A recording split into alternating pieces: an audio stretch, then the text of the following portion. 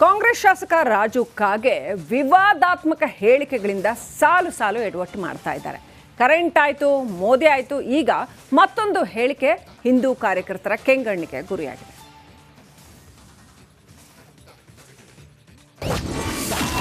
ರಾಜು ಕಾಗೆ ಸಾಲು ಸಾಲು ವಿವಾದಾತ್ಮಕ ಹೇಳಿಕೆ.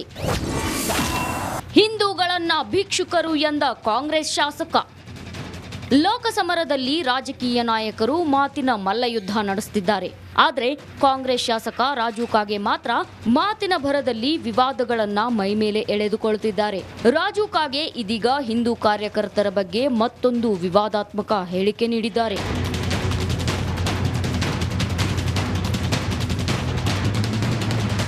ಮೊನ್ನೆಯಷ್ಟೇ ಕಾಂಗ್ರೆಸ್ಗೆ ಓಟ್ ಹಾಕದಿದ್ರೆ ಕರೆಂಟ್ ಕಟ್ ಮಾಡ್ತೀವಿ ಅಂತ ಚಿಕ್ಕೋಡಿಯಲ್ಲಿ ಹೇಳಿದ್ದ ರಾಜು ಕಾಗೆ ಬಳಿಕ ಪ್ರಧಾನಿ ಮೋದಿ ಸತ್ರೆ ಪ್ರಧಾನಿ ಆಗೋರು ಯಾರು ಇಲ್ಲವಾ ಅನ್ನೋ ಮೂಲಕ ಕೇಸರಿ ಕಲಿಗಳ ಬಾಯಿಗೆ ಆಹಾರವಾಗಿದ್ರು.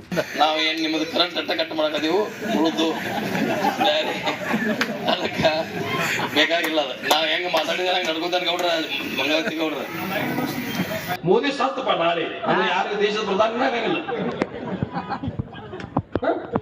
ಮೋದಿ ಅವರು ತಿಳ್ಕೊಂಡ್ರೆ ಯಾರು ನಮಗೆ 140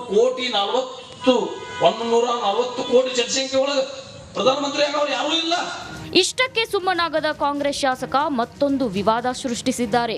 ರಾಮಲಲ್ಲಾ ಮಂದಿರ ಸ್ಥಾಪಿಸಿದ್ದಕ್ಕೆ ಕಾಗೆ ಆಕ್ರೋಶಗೊಂಡಿದ್ದಾರೆ. ಹಿಂದೂ ಕಾರ್ಯಕರ್ತರನ್ನ ಗತಿ ಇಲ್ಲದ ಭಿಕ್ಷುಕರು ಎಂದು ಅವಹೇಳನ ಮಾಡಿದ್ದಾರೆ. ಕಾಗವಾಡ ತಾಲೂಕಿನ ಜುಗುಳ ಗ್ರಾಮದಲ್ಲಿ ಭಾಷಣ ಮಾಡುವಾಗ ನಾಲಿಗೆ ಹರಿಬಿಟ್ಟಿದ್ದಾರೆ. ಅವ್ರಿಗೆ ಉತ್ತರ ಕೊಡ್ಲಾಕ ನನಗೆ ಬಹಳ ಸಮರ್ಥ ಇದ್ದರೆ ನನ್ನ ಲೆವೆಲ್ ಅಲ್ಲದ. ಬಿಜೆಪಿಯನ್ನ ಟೀಕಿಸೋ ಭರದಲ್ಲಿ ರಾಜು ಕಾಗೆ ದಿನಕ್ಕೊಂದು ವಿವಾದ ಮೈಮೇಲೆ ಎಳೆದುಕೊಳ್ತಿದ್ದಾರೆ. ಇನ್ನು ಹಿಂದೂ ಕಾರ್ಯಕರ್ತರ ಬಗೆಗಿನ ಈ ಅವಹೇಳನಕಾರಿ ಹೇಳಿಕೆಗೆ ಬಿಜೆಪಿ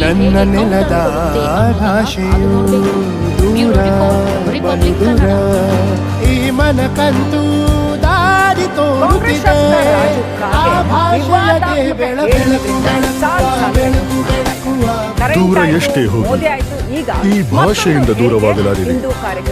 ವಿಮಲ್, ನಮ್ಮ ಭಾಷೆ ಕೇಸರಿ. ರಾಜು ಕಾಗೆ ಸಾಲು ಸಾಲು ವಿವಾದಾತ್ಮಕ ಹೇಳಿಕೆ. ಹಿಂದೂಗಳನ್ನ ಭಿಕ್ಷುಕರು ಎಂದ ಕಾಂಗ್ರೆಸ್ ಶಾಸಕ. ಲೋಕಸಮರದಲ್ಲಿ ರಾಜಕೀಯ ನಾಯಕರು ಮಾತಿನ ಮಲ್ಲಯುದ್ಧ ನಡೆಸುತ್ತಿದ್ದಾರೆ. ಆದರೆ ಕಾಂಗ್ರೆಸ್ ಶಾಸಕ ರಾಜು ಕಾಗೆ ಮಾತ್ರ ಮಾತಿನ ಭರದಲ್ಲಿ ವಿವಾದಗಳನ್ನ ಮೈಮೇಲೆ ಎಳೆದುಕೊಳ್ಳುತ್ತಿದ್ದಾರೆ. ರಾಜು ಕಾಗೆ ಇದೀಗ ಹಿಂದೂ ಕಾರ್ಯಕರ್ತರ ಬಗ್ಗೆ ಮತ್ತೊಂದು ವಿವಾದಾತ್ಮಕ ಹೇಳಿಕೆ ನೀಡಿದ್ದಾರೆ.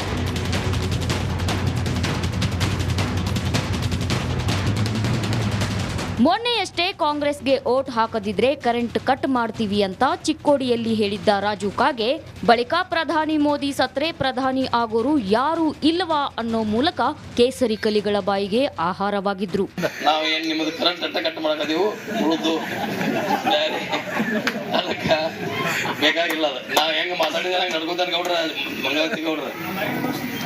ಮೋದಿ ಸತ್ತಪ್ಪ ನಾಳೆ ಯಾರು ದೇಶದ ಪ್ರಧಾನಿ ಆಗಂಗಿಲ್ಲ. ಮೋದಿ ಅವರು ತಿಳ್ಕೊಂಡ್ರೆ ಯಾರು ನಮಗೆ 140 ಕೋಟಿ ಜನಸಂಖ್ಯೆ ಒಳಗೆ ಪ್ರಧಾನಮಂತ್ರಿ ಆಗೋರು ಯಾರೂ ಇಲ್ಲ. ಇಷ್ಟಕ್ಕೆ ಸುಮ್ಮನಾಗದ ಕಾಂಗ್ರೆಸ್ ಶಾಸಕ ಮತ್ತೊಂದು ವಿವಾದ ಸೃಷ್ಟಿಸಿದ್ದಾರೆ. ರಾಮಲಲ್ಲಾ ಮಂದಿರ ಸ್ಥಾಪಿಸಿದ್ದಕ್ಕೆ ಕಾಗೆ ಆಕ್ರೋಶಗೊಂಡಿದ್ದಾರೆ. ಹಿಂದೂ ಕಾರ್ಯಕರ್ತರನ್ನ ಗತಿ ಇಲ್ಲದ ಭಿಕ್ಷುಕರು ಎಂದು ಅವಹೇಳನ ಮಾಡಿದ್ದಾರೆ. ಕಾಗವಾಡ ತಾಲೂಕಿನ ಜುಗುಳ ಗ್ರಾಮದಲ್ಲಿ ಭಾಷಣ ಮಾಡುವಾಗ ನಾಲಿಗೆ ಹರಿಬಿಟ್ಟಿದ್ದಾರೆ. ಅವ್ರಿಗೆ ಉತ್ತರ ಕೊಡ್ಲಾಕ ನನಗೆ ಬಹಳ ಸಮರ್ಥ ಇದ್ದರೆ ನನ್ನ ಲೆವೆಲ್ ಅಲ್ಲದ.